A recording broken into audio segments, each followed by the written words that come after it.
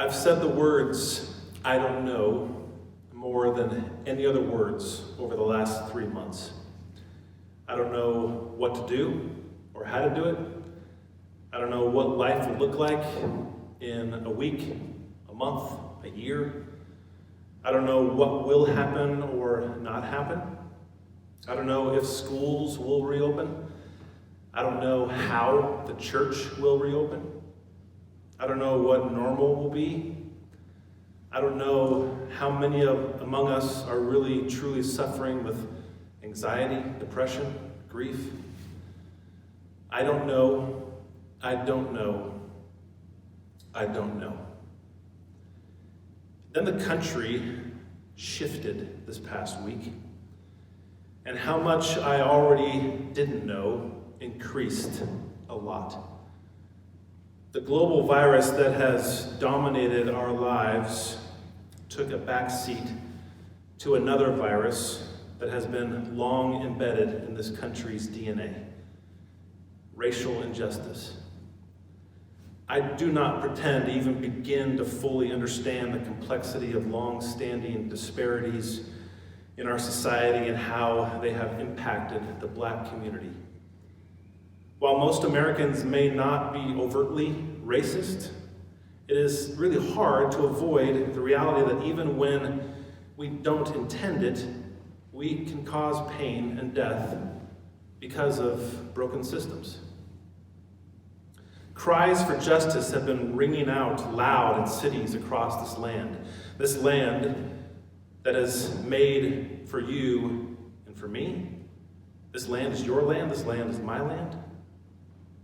We, the church, are a mix of nationalities and races and colors, so when we hear the pain of those dismissed or attacked because of their color or their cultural background, we recognize those others as connected to us in ways that transcend race and culture. We can also defend the right to protest. Protests are meant to disrupt the unjust status quo.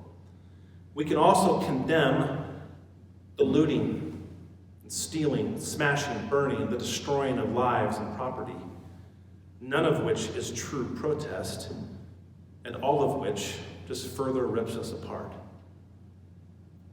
To be really honest, all the education degrees, all the classes I've taken, all the books I've read, all the papers, all the study, and all the sermons I've offered feel pretty empty right now. I feel more lost than I feel found. I feel more heartbroken than I feel at peace. I feel partly culpable for our broken systems that lead to precious lives being treated unjustly. I recognize my place of privilege, and I don't know how to use it to help those who are not privileged. I just don't know. But this I do know, for the Bible tells me so. The Jesus we claim and love and worship and try to follow tells you and me to go out and train everyone, far and near, in this way of life. And what I do know about this way of life that Jesus charges us with is that it's not about being fixated on dying and going to heaven. It's not about idly sitting by or staying stuck in our own heads. The whole way of life of Jesus is about heaven coming to earth and then sticking around and making its way into every moment, every perspective, every decision, every action, every relationship. I do know that Jesus' way of life was about acceptance of those who were not socially or religiously accepted. His way of life was about tolerance of those who were not socially or religiously tolerated. His way of life was about inclusion of those who were not socially or religiously included. His way of life was about opportunity for those whose dreams had died a long time ago. I do know that when people looked into the eyes of Jesus, they were looking into the eyes of God. And what they saw was that God was accepting of who they are. Because God is in love with humanity. And so when you and I make an effort to look into the eyes of our sisters and brothers in their pain and their anger, in their cries for justice, maybe we are even looking into the eyes of Jesus himself. Because Jesus made it very clear just how much he is in love with humanity. I also know that it's impossible to experience total peace if my neighbor doesn't experience peace. Because while we all may be in the same boat, we are not in the same storm. It may be sprinkling on me while there is a hurricane engulfing my neighbor. And so when any member of the human family hurts, we all should hurt. We bleed the same color.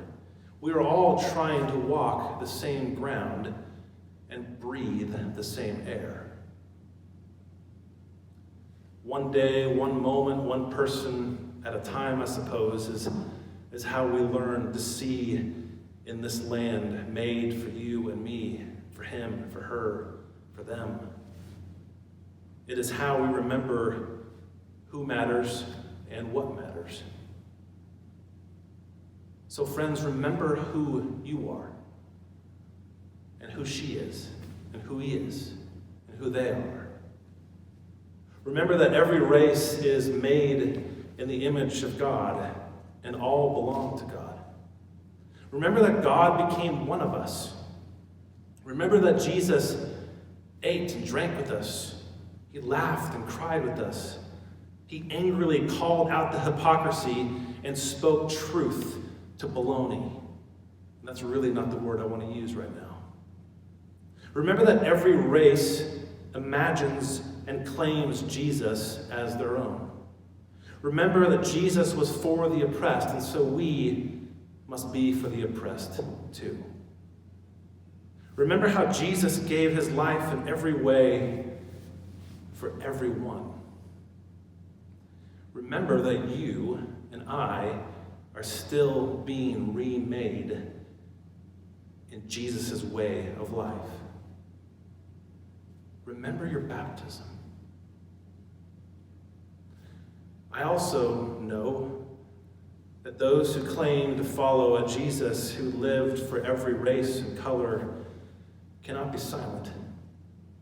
I do know that those who claim to follow a Jesus who died on a cross, the symbol of systemic evil, for every race and color, must not be silent. And so in a country tearing itself to pieces, I do know that I cannot claim to witness to this risen Christ and simultaneously allow the land made for you, for me, for him, and for her to descend into an abyss. So may every single one of us remember that our lives hold the reconciling power of Jesus Christ, in whom the fullness of God's love was so pleased to dwell, and who still says to you, to me, to him, to her, to all of them, to all of us, go out and be my witnesses. Live boldly my way of life. Don't hesitate. Don't be silent. Love humanity like I do. Do justice. Love kindness. And walk humbly with me, because I've promised to walk with you day after day after day.